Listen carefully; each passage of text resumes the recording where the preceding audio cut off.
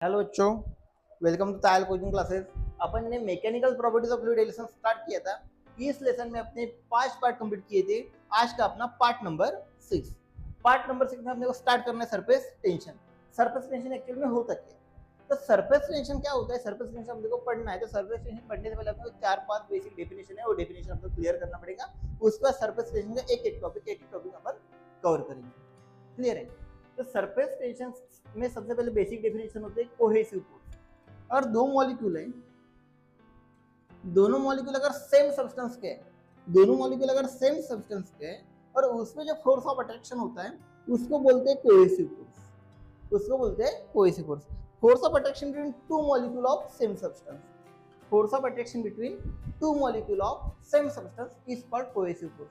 और दो मॉलिक्यूल है, दो मॉलिक्यूल अगर सेम सब्सटेंस के हैं और उसमें फोर्स ऑफ अट्रैक्शन है तो उसको बोलेंगे अपन कोहेसिव फोर्स। और दो मॉलिक्यूल है डिफरेंट सब्सटेंस के हैं, उसमें अगर फोर्स ऑफ अट्रैक्शन है तो उसको बोलेंगे अपन adhesive force. Force of attraction between two molecule of different substance, this is called as adhesive force. Molecular range क्या होती है?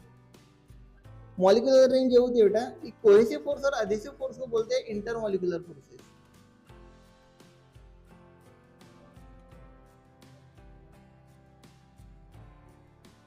कोहेसिव फोर्स और अधेसिव फोर्स को बोलते हैं इंटरमॉलिक्यूलर फोर्सेस। कोहेसिव फोर्स और अधेसिव फोर्स को बोलते हैं इंटरमॉलिक्यूलर फोर्सेस। क्या होते हैं? Intermolecular forces. जहां तक इंटरमॉलिक्यूलर फोर्सेस की रेंज होती है उसको बोलते हैं मॉलिक्यूलर।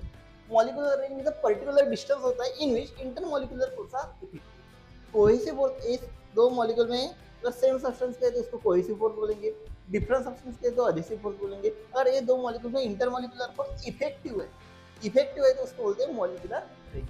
इफेक्टिव है तो उसको बोलते हैं मॉलिक्यूलर रेंज। और उसके बाद डेफिनेशन आ जाए sphere of influence.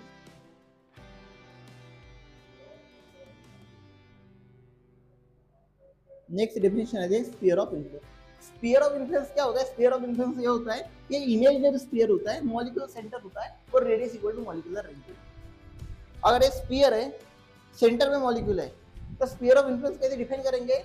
Molecule is the centre and radius equal to molecular range. Center is the molecule and radius equal to molecular range. This is called as sphere of influence. ये होता है अपना sphere of influence. ठीक है, ये चार definition हो गए। एक बार फिर से रिपीट करेंगे। Cohesive force, force of attraction between two molecule of same substance, this is called as cohesive. Adhesive, force of attraction between two molecule of different substance, this is called as adhesive.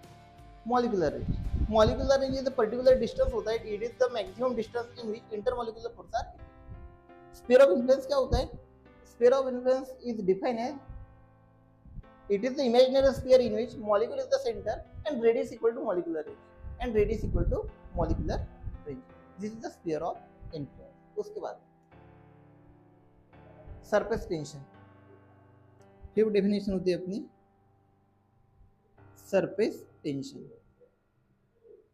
Fifth definition होती है अपनी surface tension. Fifth definition होती है अपनी surface tension. तो surface tension actual में होता क्या है? सरफेस टेंशन एक्चुअल में होता क्या है तो अपन थोड़ा समझ लेंगे।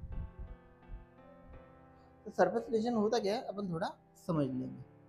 सरफेस टेंशन क्या होता है? ये अपना लिक्विड सरफेस है, कंसीडर करो ग्लास में, ग्लास का अपर सरफेस है, अपर सरफेस ऑब्जर्व कर रहे हैं, ये ऑब्जर्व कर रहे हैं, उस सरफेस से अपने को ट्रेस दिखेगा, उस सरफेस को अपने को ट्रेस दिखेगा, उसको बोलते हैं अपन सरफेस टेंशन। तो ये सरफेस है, सरफेस के ऊपर से अपन एक इमेजिनरी लाइन ड्रॉ करेंगे और दोनों साइड से क्या होती है? ट्रेस दिखती है।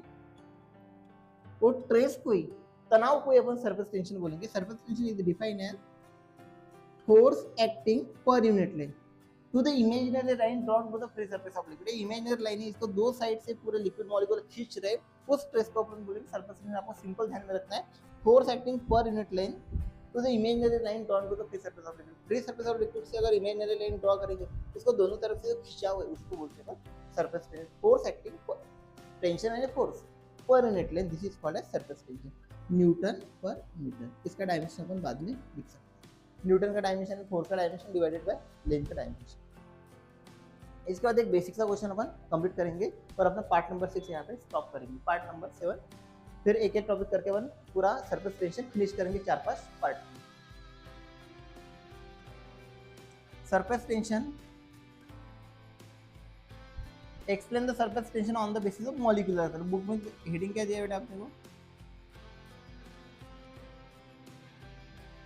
Molecular theory. Explain the surface tension on the basis of molecular theory. Surface tension अपने को एक्सप्लेन करना है on the basis of molecular theory. Molecular theory के बेसिस पे अपने को सरफेस टेंशन एक्सप्लेन करना है। क्वेश्चन क्या आता है पेपर में, explain the surface tension on the basis of molecular theory. Molecular theory के बेसिस पे अपने को सरफेस टेंशन क्या करना है, एक्सप्लेन करना है। सिंपल से डायग्राम होती है, ध्यान दो।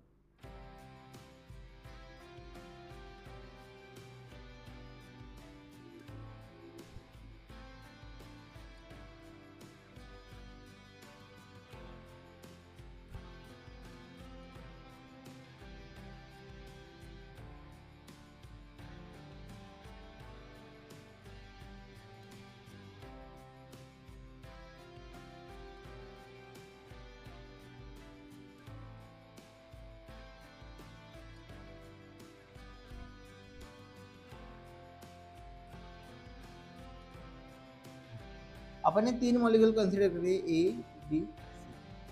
ये लिक्विड है, वाटर भी हो सकता है, केरोसिन कोई भी लिक्विड अपन ने यहाँ पे कंसीडर किया। सरफेस टेंशन अपने को on the basis of molecule theory पे बेसिस पर क्या करना है, सरफेस टेंशन अपने को एक्सप्लेन करना। Consider 3 molecule of liquid as shown in the figure. Sphere of influence of molecule A is wholly inside the liquid. Sphere of influence of molecule B just below the liquid surface, and sphere of influence of molecule C half in air and half in liquid. उसके बाद ए molecule है, ए molecule के पूरे surrounding में sphere of influence है, पूरे liquid के molecule है, अपन कंसीडर करेंगे वाटर है, पूरे वाटर के मॉलिक्यूल है। ए मॉलिक्यूल को पूरे मॉलिक्यूल अपनी तरफ खींच रहे। अगर नीचे अगर 50 मॉलिक्यूल है तो ऊपर भी 50 रहेंगे, इधर 50 रहेंगे, इधर 50 रहेंगे। Resultant cohesive force act on the molecule is negligible. Resultant cohesive force उस पे क्या होगा, 0 होगा। 50 मॉलिक्यूल ऊपर से खींच रहे, 50 नीचे से, 50 इधर से खींच रहे, 50 इधर से, 50 इधर से, 50 इधर से। इसलिए रिजल्टेंट कोहेसिव फोर्स क्या रहेंगे, उस पे निग्लिजिबल रहेंगे। उसके बाद molecule be just below the liquid surface. Maximum molecule on lower half sphere of influence and minimum molecule on upper half sphere of influence. अगर नीचे अगर 100 मॉलिक्यूल है, lower half sphere of influence में 100 molecule है, तो 60 molecule ऊपर रहेंगे, क्योंकि ऊपर थोड़ा ही स्फीयर ऑफ इन्फ्लुएंस है, maximum sphere of influence lower में। ऊपर थोड़ा ही स्फीयर ऑफ इन्फ्लुएंस है, maximum lower sphere of influence क्या है, नीचे है। इसलिए इस पर resultant cohesive force downward direction में लगेगा। Resultant cohesive force downward direction. Molecule C is on the liquid surface. Molecule C liquid surface पे, इसलिए half sphere of influence in air and half sphere of influence in liquid.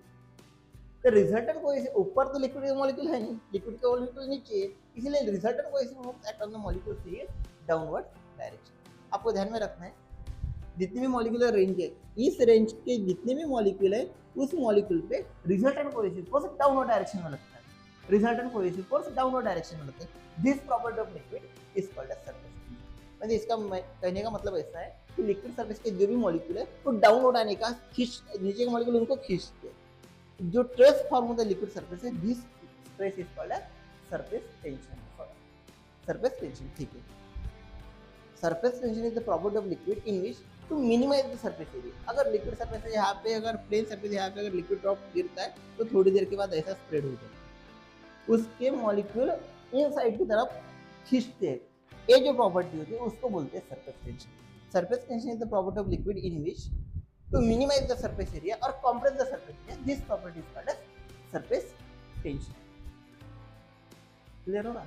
अपन ये 4 definition लिए, molecular theory explain किया on the basis of surface tension. कोई doubt आता है तो comment section में बताना है। पार्ट नंबर डाउट आते हैं कमेंट सेक्शन में बताना है। और नेक्स्ट पार्ट अपन part number 7, part number 8, 9, 10 4-5 part में हम सरफेस टेंशन कंप्लीट करेंगे। उसके बाद अपन थर्ड टॉपिक हाइड्रोडायनेमिक्स स्टार्ट करेंगे। Okay, thank you.